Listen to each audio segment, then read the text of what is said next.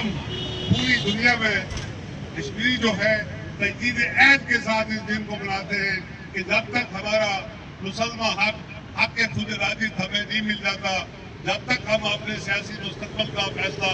अपनी आज़ादाना मर्जी से नहीं करेंगे, हम चैन से नहीं बैठेंगे, हम इस तहरीक को जारी रखेंगे और हर बात पर जारी रखेंगे। इंशाअल्लाह वो दिन दूर नहीं जब रियासत जम्मू व कश्मीर आज़ाद होगा और हिंदुस्तान के इस नाजायज गैर कानूनी गैर अखलाकी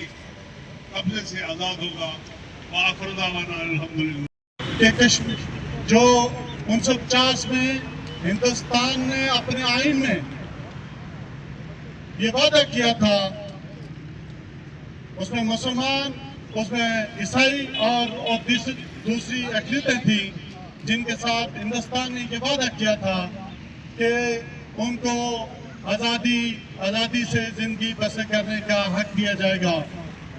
और आज 75 साल गुजरने के बाद हिंदुस्तान अपनी जो उसका 70 साल से अपने आप को छुपा के रखा हुआ था,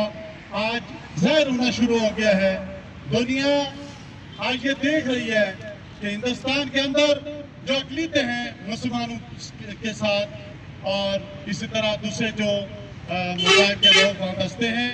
उनके साथ जो रुआ रखा हुआ है हिंदुस्तान ने, आज जो RSS और so-called democracy, Indian so-called democracy। अभी मैं गुजारिश करूंगा इम्तियाज